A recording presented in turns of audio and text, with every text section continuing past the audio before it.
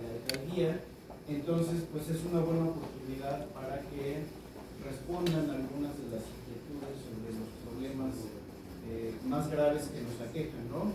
Hemos comentado en el posgrado, algunos de los autores que damos clases en este posgrado, que las dinámicas de León son muy diferentes a lo que pensábamos.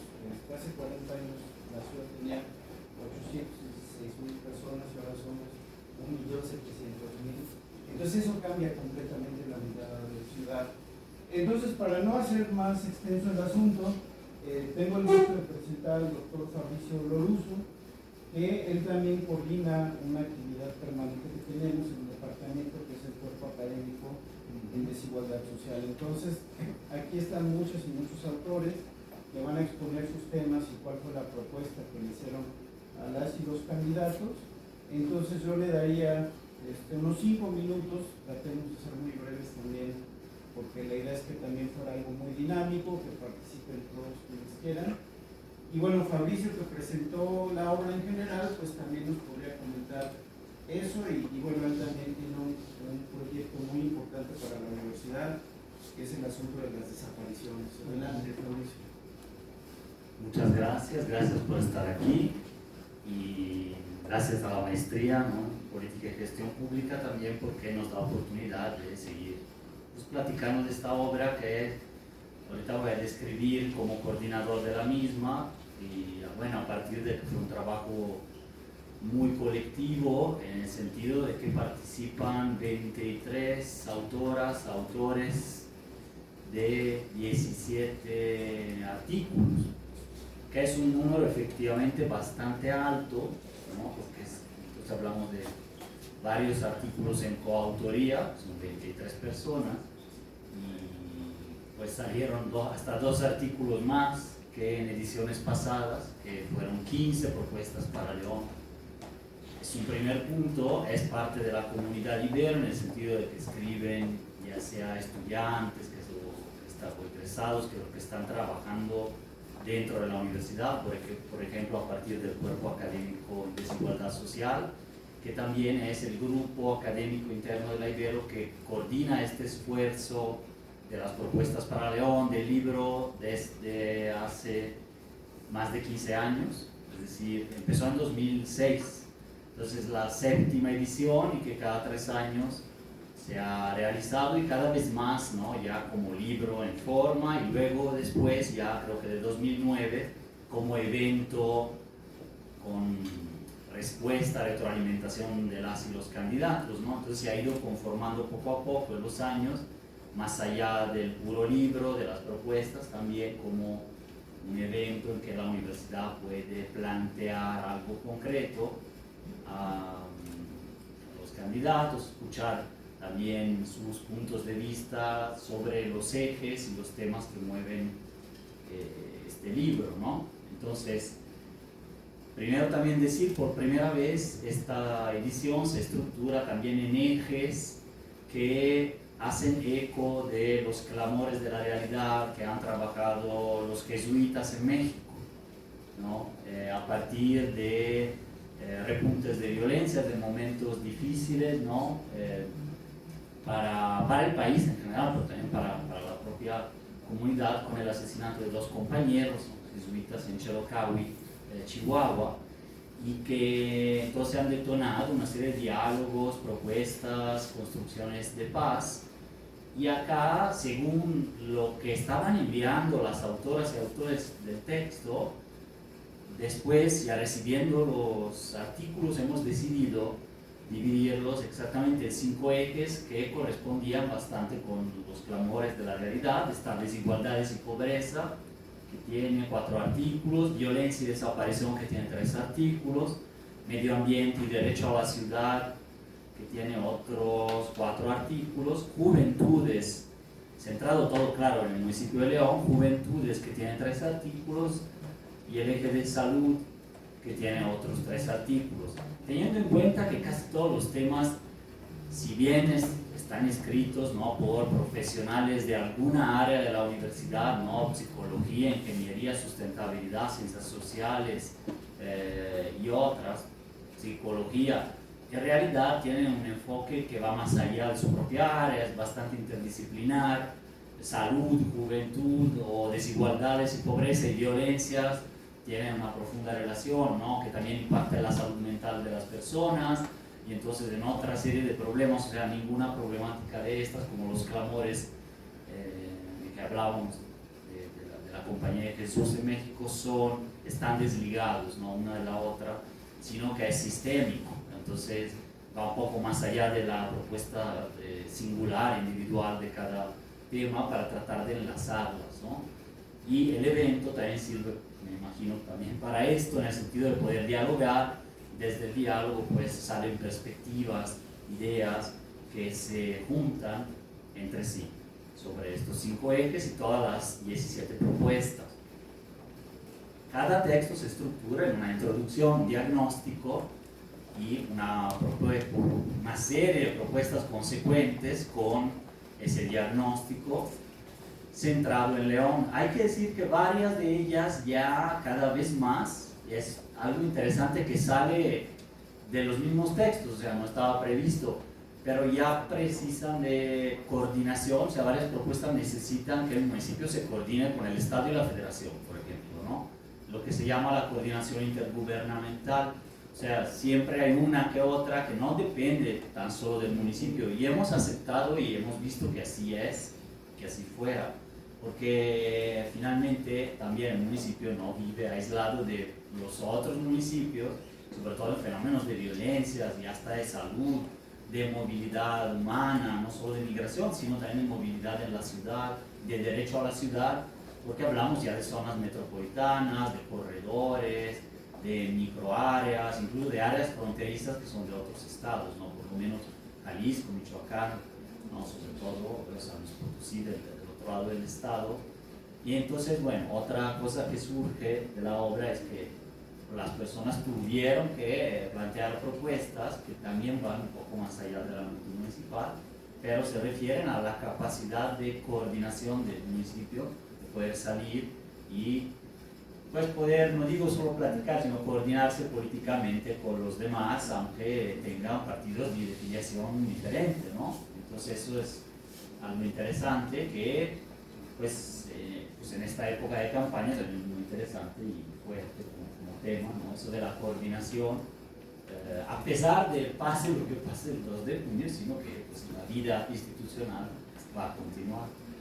Del punto de vista que trabajé yo personalmente, pero que por primera vez tenemos efectivamente varios textos, ¿no? El de Lulú, de Raimundo Sandoval, el mío, sobre desapariciones, desde 3 enfoques, político-legislativo en mi caso, es decir, los cambios que hubo en la ley de búsqueda y de víctimas en el estado de Guanajuato en 2023, pues esos cambios impactan todavía en el municipio en el sentido de que le piden, mandatan mayor participación, entonces creación de pues, órganos aquí dentro de los municipios para atender las desapariciones y las víctimas con el tema de una ventanilla única que no solo informe y canalice a la víctima de desaparición, a la familia, sino que pueda avanzar en trámites, progresar y acompañar, que es un pasito más en la garantía de los derechos, más allá que darles la información, porque hay grupos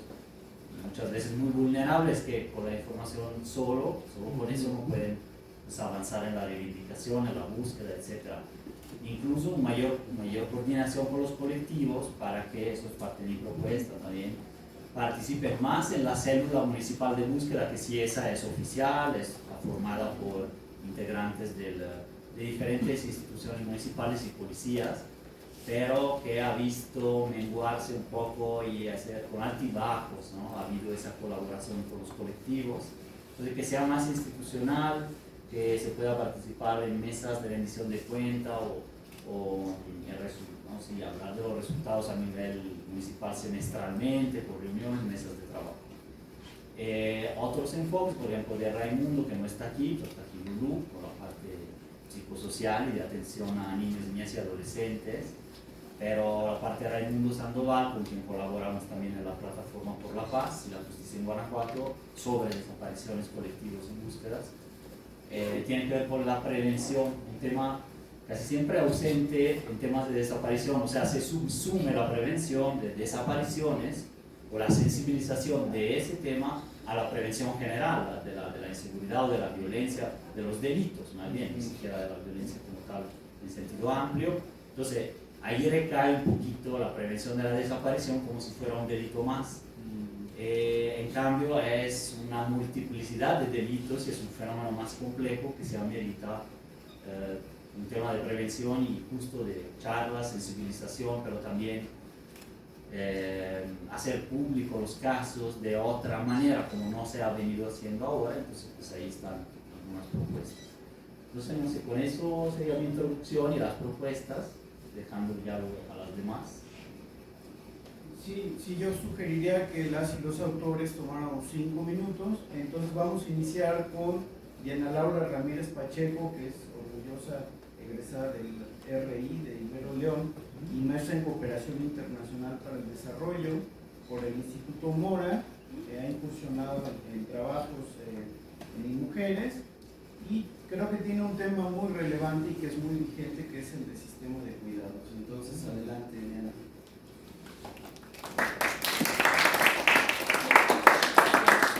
Buenas tardes. Me da mucho gusto estar aquí el día de hoy y particularmente platicarles a toda la audiencia de por qué este tema de los cuidados es tan importante y que el poder escribir en el libro de 17 propuestas para León me pareció una oportunidad fundamental para sumar a León a un cúmulo de municipios o de gobiernos locales que están haciendo acciones para posicionar en la agenda pública, en las políticas públicas, el tema de los cuidados.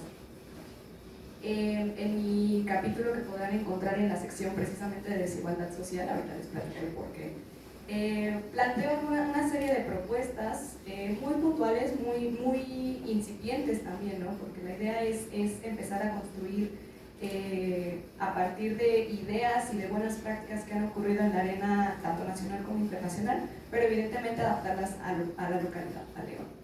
El título de mi capítulo es hacia la implementación de políticas integrales de cuidado para las personas cuidadoras.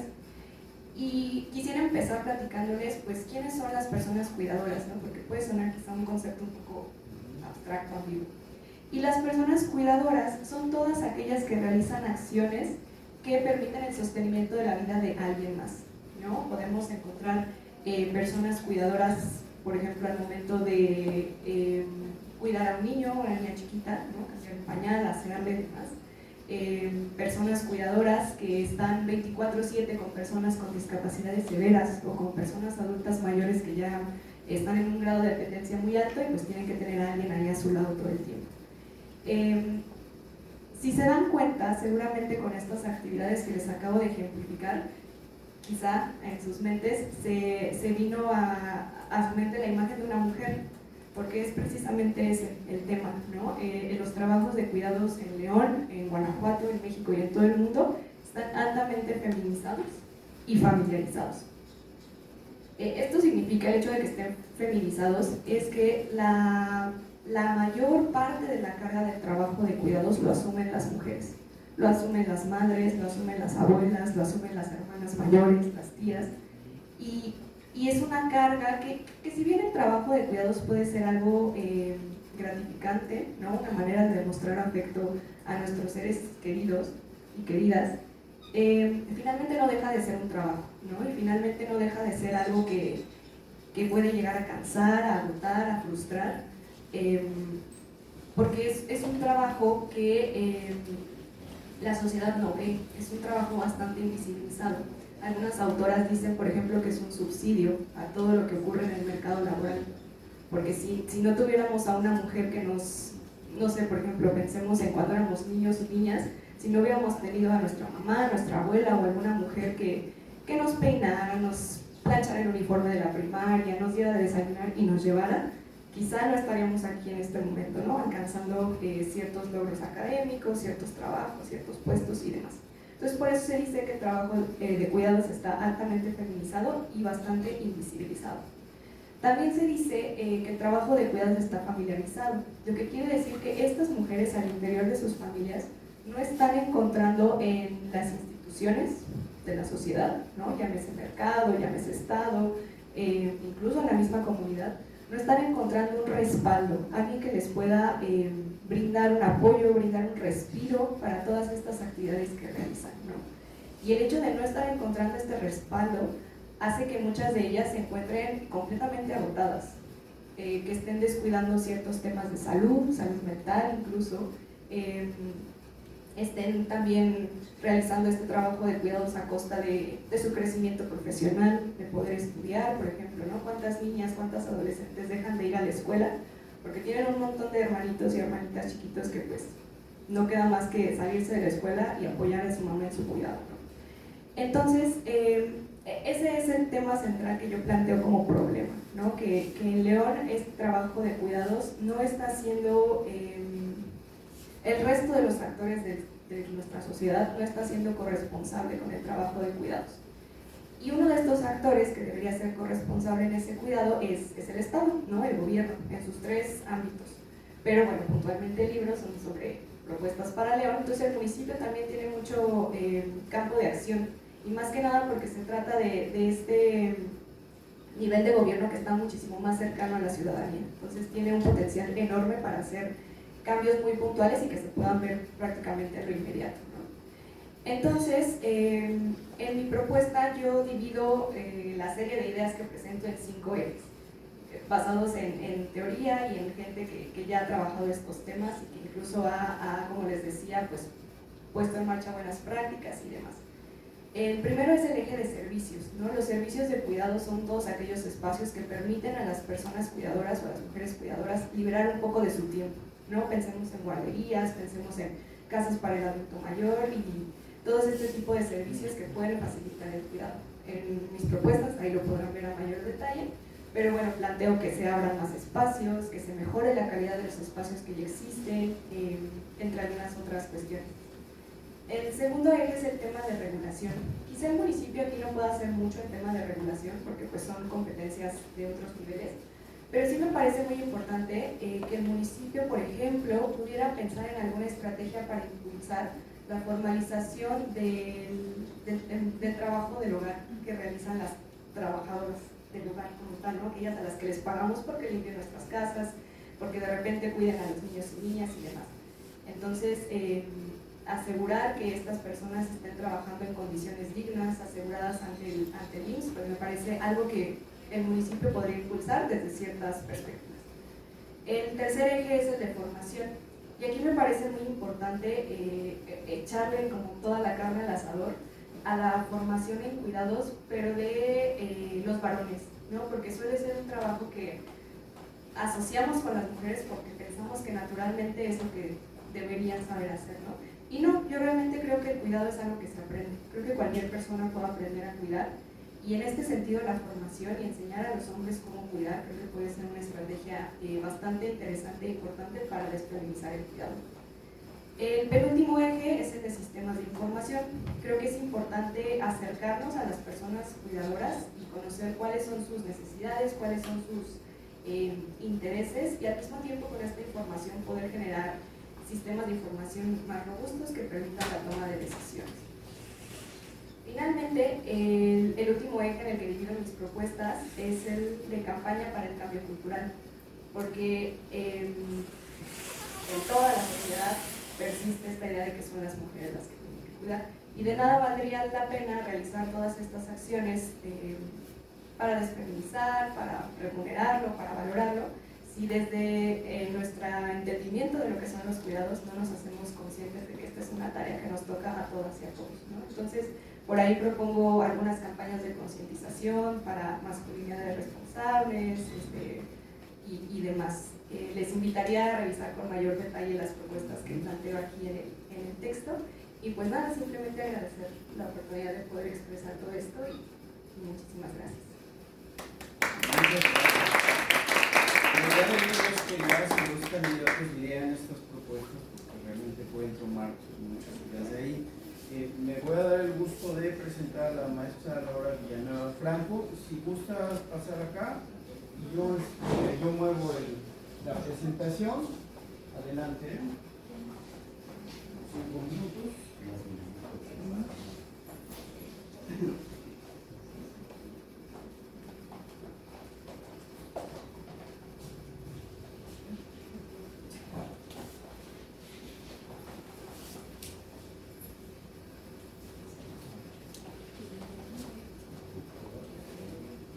Listo. Adelante. Gracias. ¿Se escucha bien así? Muy bien. Lo que yo les voy a compartir, quisiera comenzar partiendo de que es una construcción colectiva, ¿no? Yo colaboro tanto en la universidad como maestra de asignatura y como parte de este cuerpo académico que ya hace un momento platicaron tanto Mauricio como Ton, pero también dentro de una organización de la sociedad civil que es No Más Pobreza, y desde esta organización que está conformada por empresarios, activistas sociales y académicos. Mire, yo preguntaba si se oía, entonces es que sí. Muy bien. Sí se oía de todos modos. Bueno. Entonces, desde este grupo, con esta heterogeneidad, tenemos varios años reflexionando sobre el tema de la pobreza en la ciudad, ¿no? Y lo que les voy a compartir, que está ahí en el texto, pues surge de estas reflexiones. Entonces, bueno, el capítulo, el artículo que van a encontrar, ya vieron ahí el nombre, y queremos partir de reconocer que la pobreza tiene causas estructurales y no depende de la voluntad personal. A nosotros nos parece que eso es muy importante y que luego como que lo obviamos, ¿no? Pero sí creemos y estamos convencidos y convencidas que tienen que activarse ciertas políticas públicas que permitan que estas cuestiones estructurales vayan permitiendo pues que tengamos un piso más parejo, ¿no? Y que haya como mayor equidad en el tema del acceso, ¿no? y de las oportunidades. Finalmente, el tema de la pobreza tiene que ver con poder acceder y tener vigentes el tema de derechos, ¿no? O sea, nosotros hacemos esta asociación de poder ejercer tus derechos y cómo el tema de la pobreza imposibilita que esto vaya sucediendo, ¿no? Hacia las personas que están en esta condición. Si pasamos a la siguiente, compartirles ahí un dato que seguramente han escuchado un montón porque fuimos noticia nacional, porque somos el municipio con el mayor número de pobres en el país. No en porcentaje, eso lo tienen otros municipios hacia el sur, pero sí en cantidad, o sea, en números,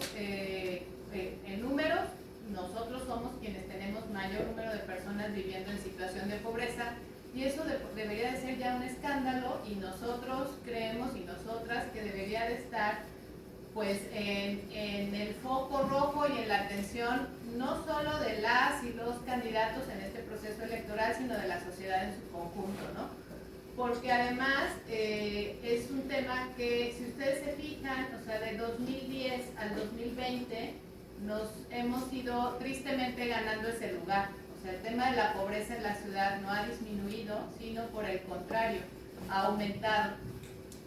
Desde este diagnóstico, si pasamos a la siguiente, y basándonos en Coneval, que todos y todas conocen, que es esta institución que hace la medición sobre políticas públicas encaminadas a lo social, reconoce la pobreza como multidimensional, y nosotros tomamos para este artículo en concreto 4 indicadores: población con ingreso inferior a la línea de pobreza por ingreso, carencia por acceso a la seguridad social, carencia por acceso a servicios de salud, y el tema de rezago educativo, que también hay decir que como Estado ocupamos el 6º lugar a nivel nacional en rezago educativo, y que tampoco desde nuestra percepción se le pone la atención que requiere, ¿no? Si pasamos a la siguiente, porque me queda un minuto, desde ahí contarles brevemente el tema de las propuestas. Nosotros hacemos propuestas para cada uno de estos indicadores. La primera tiene que ver con salario digno, la segunda con red de guarderías y casas de cuidado. No voy a entrar nada ahí porque justo mi compañera ya habló sobre el tema de la importancia de las políticas en el tema del cuidado, servicios de salud y rezago educativo. Sobre salario digno, una propuesta muy concreta hacia los candidatos y candidatas a la presidencia municipal es, está comprobado en el último estudio de Coneval, ¿no? Se ve cómo el incremento del salario mínimo repercute de manera positiva en la disminución de la pobreza. Entonces hay una asociación, por lo menos de entrada, en mejorar el ingreso con el disminuir una condición de pobreza. Y desde ahí apostamos a que el buen juez por su casa empieza y que al interior del gobierno no debería de haber ningún servidor público que ganara menos de lo que se considera el salario suficiente, ¿no? O sea, creemos que es una manera de poner el ejemplo. Finalmente, el municipio es el empleador más fuerte en esta ciudad y entonces no debería de haber nadie que trabajara como servidor público que ganara menos de 10.055. Esta cantidad surge de un estudio que se hizo por Bismarck, que es una empresa que lo aplicó también en el caso de Ciudad Juárez, y dice: para las condiciones de la ciudad, el tener una vida digna, que quiere decir pues el poder acceder a alimentación, el poder acceder a salud, a vivienda, pero también a ciertos gustos como poder ir un domingo a comerte unos tacos, ¿no? El poder pagar el transporte, ese tipo de vida digna, pues nadie tendría que ganar menos de 10,000 pesos. Y hay tabulado en una solicitud de transparencia, el gobierno municipal nos contesta que de la administración centralizada el 20% de los servidores públicos están por debajo de este tabulador. Entonces esa es como una primera propuesta concreta que nos parece que se podría impulsar desde ahí. Y bueno, desde ahí creemos que puede hacerse la invitación a que los proveedores del municipio pues tengan esta misma política de salarios dignos al interior de sus empresas. Igual esta promoción que se hace de la ciudad y del estado para atraer empresas nuevas, pues tendría que partir no solo de ofrecer nuestra mano de obra barata, sino al contrario, ¿no? De invitar a aquellos que quieran pagar salarios que permitan pues tener una vida digna. Y hasta ahí me dio el tiempo, los demás los pueden encontrar en el texto. Muchas gracias. Y bueno, ahí están nuestras redes para que nos sigan.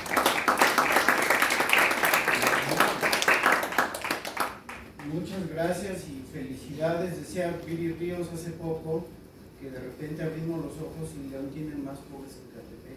Entonces, cuidado, porque eso es una señal de alerta. Doctor Covarrubias, adelante, el coordinador del doctorado. Acá si quieres ocupar y yo muevo el... Pero bueno, yo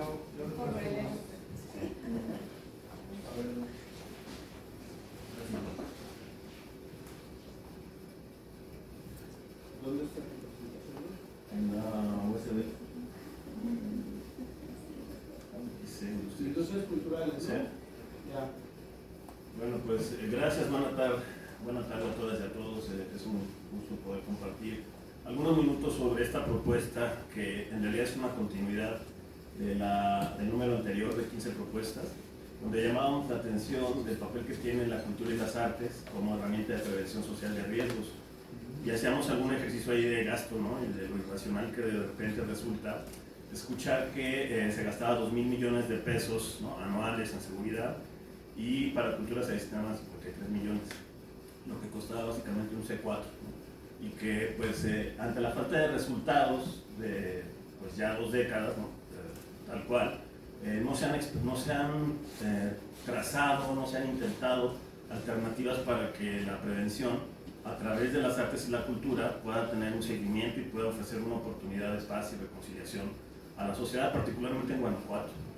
Entonces hace poquito nos invitaron también a una publicación que organizó el Sistema Universitario Jesuita sobre alternativas para la paz, y hacían un ejercicio pero a nivel estatal, ¿no? Y igual son los mismos datos, ¿no? Entonces lo que vemos es un incremento exponencial del gasto público en materia de seguridad que no da resultados, que estamos peor en realidad, ¿no? Cada año, y que se sigue gastando muchísimo en licitaciones de patrullas, en licitaciones de equipo, de inteligencia, de equipo tecnológico, etcétera, y que pues no tienen resultados.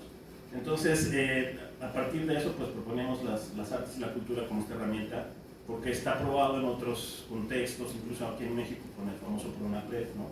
Que dirigía Eunice Rendón y que acabaron con él el sexenio pasado, que básicamente tendríamos una oportunidad si le diéramos a la cultura y las artes la importancia que tienen, y pues sobre todo el presupuesto, porque sí hay un reconocimiento y se llena la boca a los políticos en los 3 órdenes de gobierno, el federal, el estatal y el municipal, de que la cultura es muy importante, de que las artes son muy importantes, y cuando ves los presupuestos es una vacilada, la verdad, ¿no? Entonces, por ejemplo, para León este año duplicaron el presupuesto de seguridad. O sea, pasaron 3 años y León está peor que hace 7 años en materia de seguridad, no lo digo yo, lo dice AM, ¿no? Y obviamente con los datos del Secretariado Técnico de Seguridad Pública Nacional, pero está peor hace 7 años, ¿no?, en materia de seguridad, y el gasto se duplicó. O sea, nos gastamos en León 4.000 millones de pesos al año y 2.000 millones, un poquito menos de la mitad, es para seguridad pública. ¿Dónde están los resultados? O sea, ¿no? Entonces, lo importante para mí en este ejercicio era llamar la atención de nueva cuenta, ¿no?, ahora de las industrias culturales y creativas, porque en esta familiarización, pues sí, me he estado familiarizando con el Estado y con la ciudad, me di cuenta que no había un diagnóstico de industrias culturales y creativas a nivel estatal.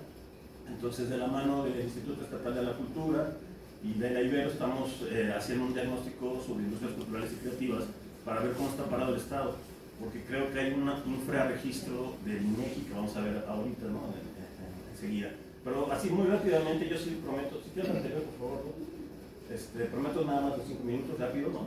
¿Qué es una industria cultural y creativa? Son estos sectores centrados en la creatividad, producción, promoción, difusión y comercialización de bienes y servicios artísticos y culturales.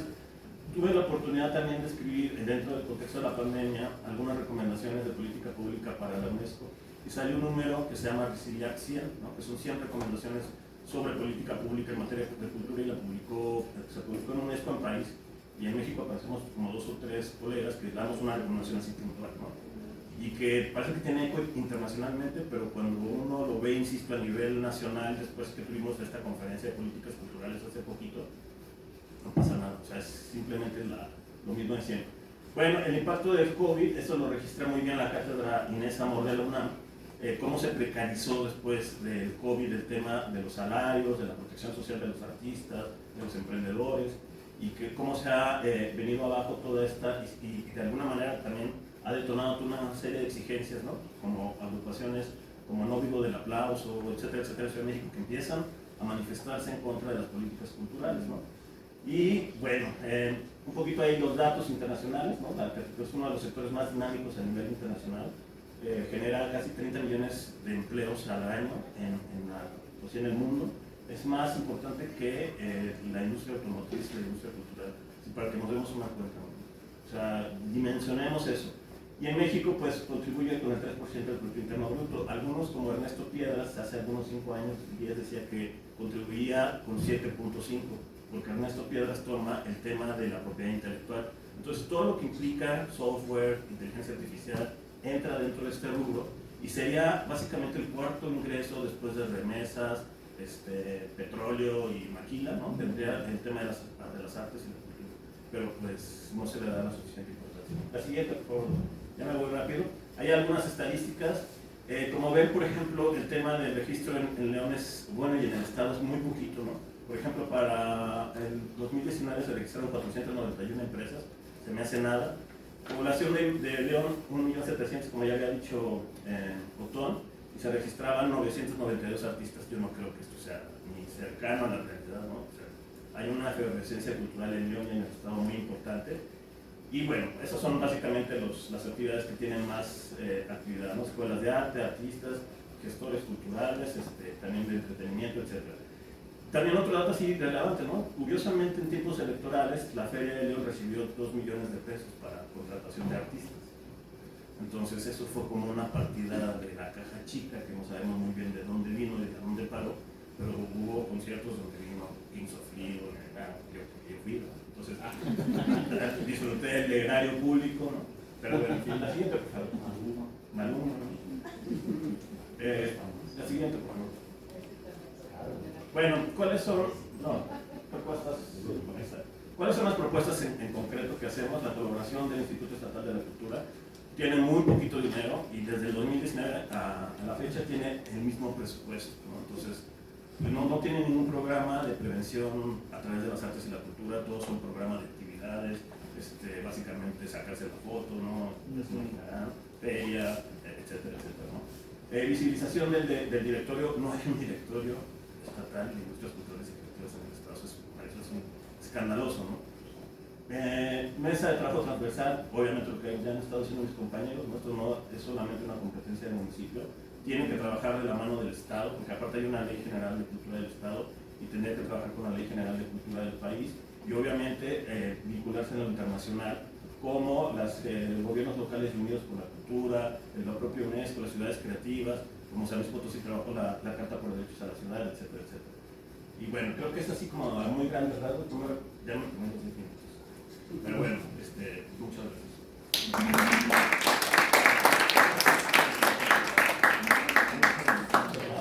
Entonces, menos malumbre y más cultura. Bueno, vamos a dar, a cerrar con esta mesa. También hay otros autores que desde luego van a poder comentar lo que gusten, es un foro abierto, pero continuamos con la maestra Lourdes Contró. Adelante. Bueno, pues gracias por la invitación, Otón. De verdad es para mí un gusto estar aquí para exponer justamente esta propuesta que hacemos desde la Coordinación de Incidencia Social y el Programa de Derechos Humanos, que es justamente el acompañamiento psicosocial de niñas, niños y adolescentes en talleres artísticos. Me gustaría decirles que en el estado de Guanajuato hay aproximadamente 4,000 personas desaparecidas. Y si hacemos un cálculo muy conservador, pensemos que por cada persona desaparecida hay una víctima indirecta. Les llaman víctimas indirectas, pero sin embargo yo las considero directas por las condiciones que presenta su situación específicamente. Entonces, haciendo este cálculo tendríamos otras 4,000 personas, y de verdad un cálculo muy moderado, porque me parece que van mucho más allá de las consecuencias de la desaparición. En este sentido, el hecho de que una persona desaparezca de la familia presenta justamente muchas violaciones a derechos humanos, no solo para la persona en sí desaparecida, sino para las familias. Y esto se considera también que implica afectaciones en todas las dimensiones de la vida de esa familia, tanto a nivel emocional, obviamente, como también tiene que ver con situaciones físicas por la somatización de todas estas emociones, mentales también. Van desde problemas inclusive al interior de las familias, en cuestiones sociales y también en situaciones económicas. Una familia que presenta esta condición, no hay manera en que alguna de sus dimensiones no se vea afectada. Toda su vida se va en este sentido a direccionar justamente en la búsqueda de su familiar. Y en este sentido, pues hay que atender infinidad de problemáticas que se presentan dentro de las familias. En este sentido, lo que nosotros vemos es que justamente las infancias y las adolescencias no están visibilizadas ni en el ámbito estatal para la atención y tampoco en el ámbito familiar, entendiendo por esto que quedan doblemente invisibilizadas. Por un lado, por el familiar que desapareció, en muchos casos por los papás o mamás que ya no están con ellos y con ellas, y por el otro lado, por una familia que se dedica a la búsqueda y que no está en condiciones óptimas para la atención de estas infancias y juventudes. En este sentido, pues hay una problemática aún mayor, no solo por la desaparición del ser querido, sino porque no hay una atención adecuada a las personas, no culpando con esto evidentemente a quien se queda al cuidado, que generalmente son las abuelas, sino justamente por la incapacidad que tienen en ese momento, por la urgencia que les presenta el proceso de búsqueda.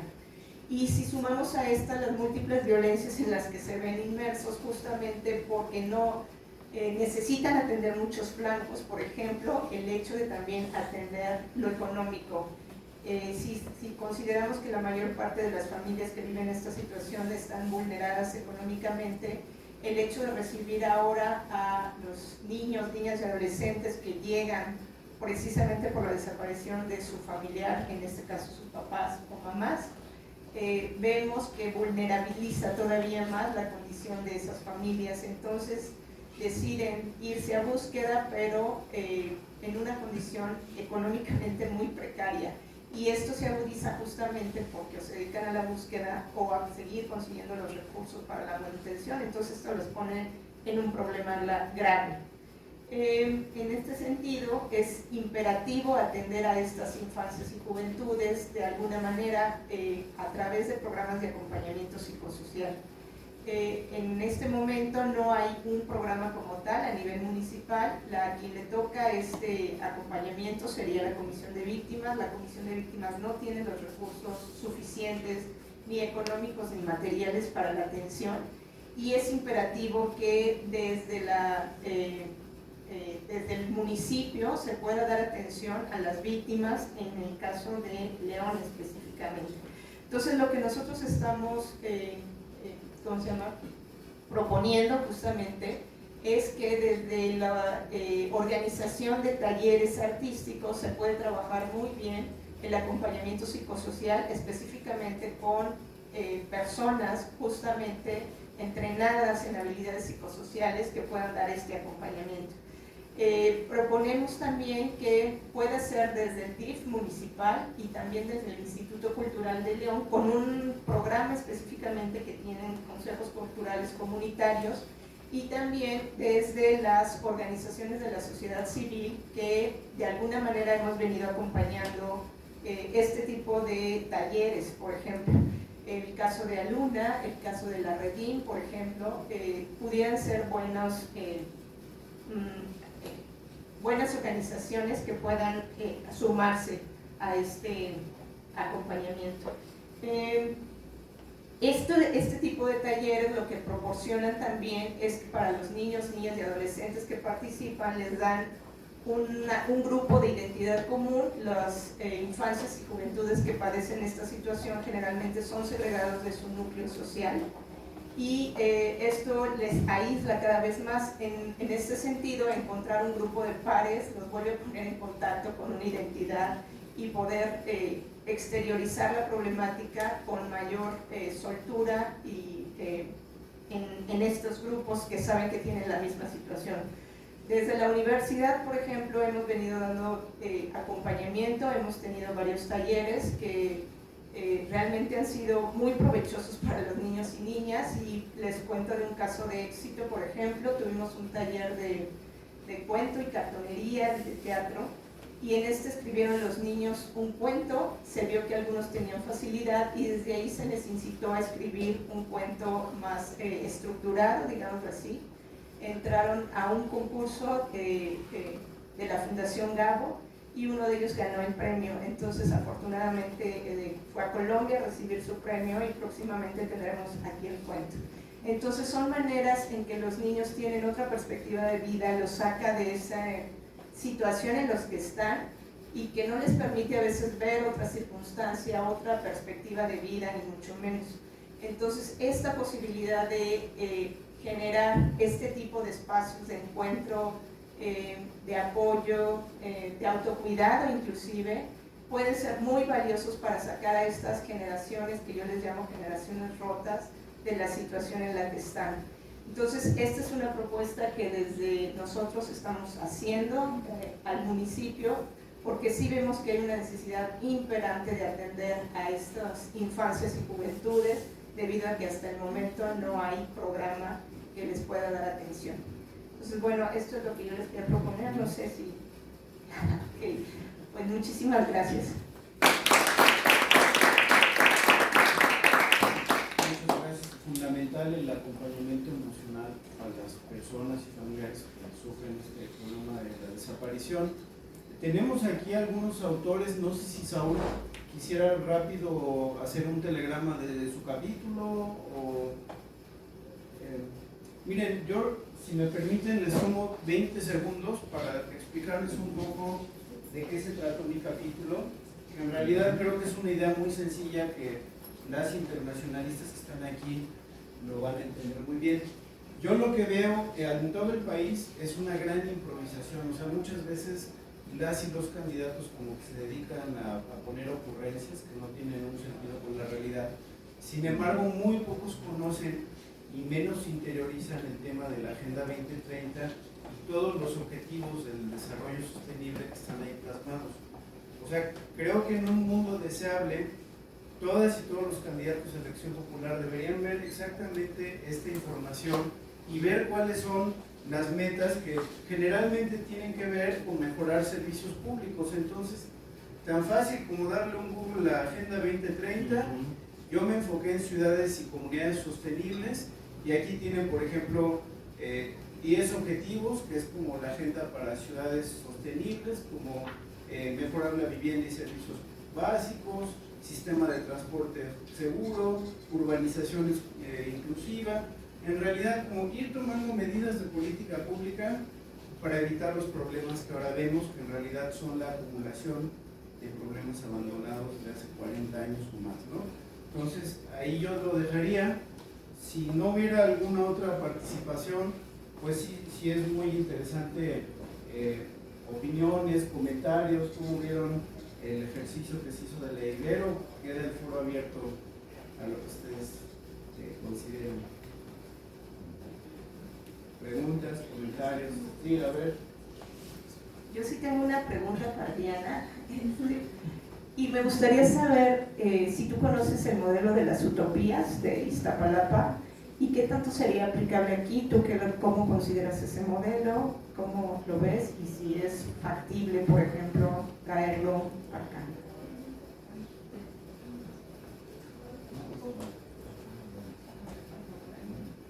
Gracias. Sí, pues las utopías es un modelo bien interesante, no sé si la audiencia las conozca, pero son unos espacios de cuidado infantil, pero vaya, muy enfocados en la construcción de comunidad y de involucrar a todas las familias y demás. Entiendo que las utopías desafortunadamente están, bueno, no, sí, están siendo un fenómeno en Iztapalapa y que entiendo sí han cambiado vidas, ¿no? O sea, sí ha sido un tema que está bastante presente en la agenda de cuidados como una buena práctica y que creo que totalmente sería replicable. Se tiene que colocar pues en ciertas zonas, en ciertos polígonos donde realmente se necesitan. Y es una infraestructura bien interesante porque me acuerdo, por ejemplo, que en estas utopías hay, por ejemplo, salas con lavadoras, ¿no? Entonces las mamás pueden llevar a sus hijos a que tomen clase de cualquier cosa, jugar, lo que sea. Pueden ellas dejar la ropa lavando en estas lavadoras comunitarias y ellas irse a tomar clases de yoga o zumba o lo que quieran hacerlo. Entonces, sí, creo que requiere de una inversión, obviamente mucho compromiso y convicción por parte de las autoridades, pero sí, creo que definitivamente sería algo muy interesante y que sería muy lindo verlo por acá en León también. Sí. Yo una duda también que me quedó, sí, para ti, que me quedó resumando. O sea, yo entiendo que el Estado tiene que poner mucho para construir toda una agenda de sistema de cuidados, de legislación y lo que quieras, pero siento que está muy floja la responsabilidad de las empresas. O sea, como que se deja mucho a lo que quieran y creo que no es ese el sentido, porque evidentemente, o sea, la desigualdad empieza por los ingresos excesivos de las empresas, las extractivistas, las transnacionales. Entonces, ¿cómo se puede, digamos, impulsar que la iniciativa privada tenga más sensibilidad hacia un tema como el sistema de cuidados? Sí, totalmente. Yo considero que ese es como también uno de los grandes temas a los que muy poca gente que nos dedicamos a esto de los cuidados le entramos, porque es complejísimo, complejísimo. Porque no solo además de lo que comenta Soto, sino también, por ejemplo, los horarios laborales.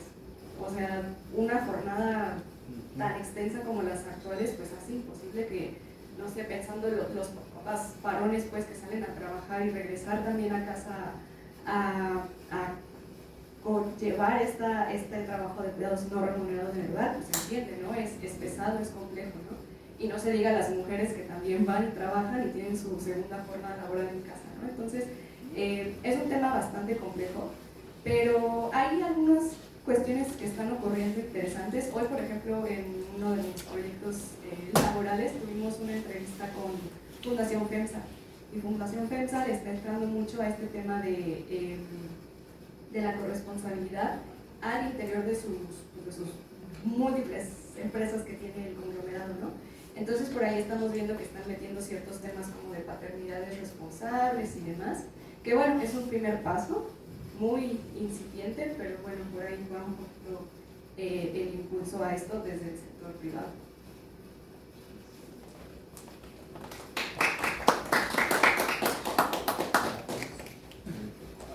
Adelante, Carlos. ¿Me escuchan? Paso el micrófono.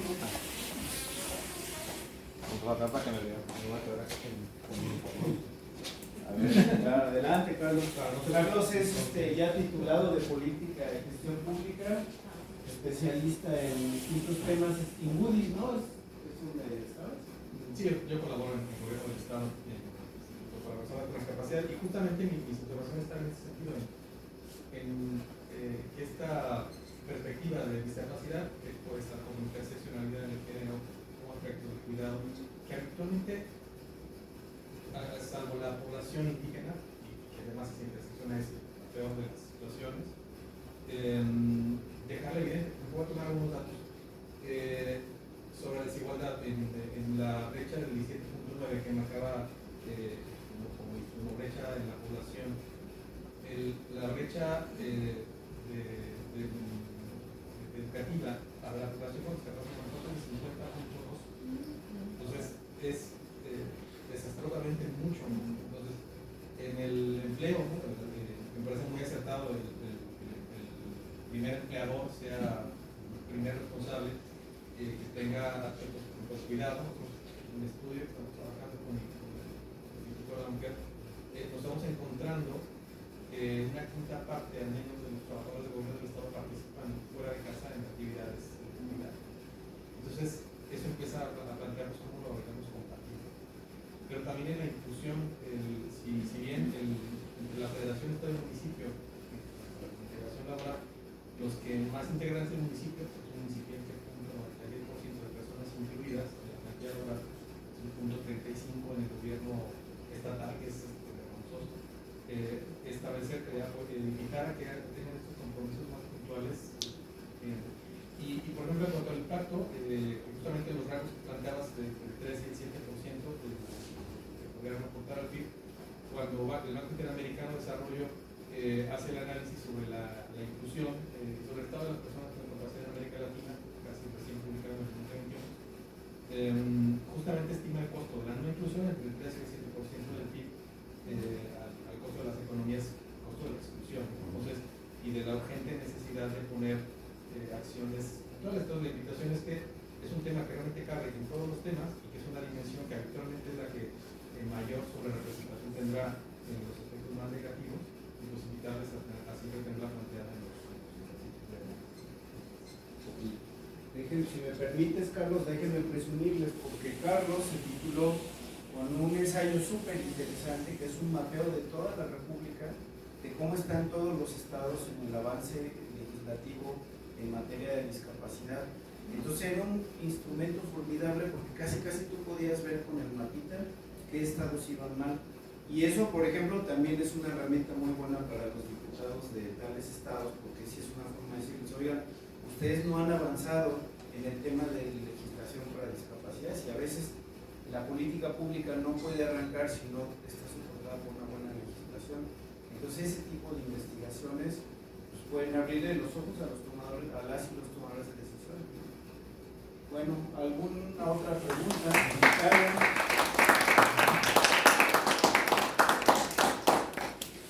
Bueno, pues si no hubiera algo más, les agradezco mucho su presencia. Creo que complementa bien un buen esfuerzo que hizo Rivero, que fue de alguna propuesta de las y los candidatos. Y bueno, pues aquí estamos atentos en la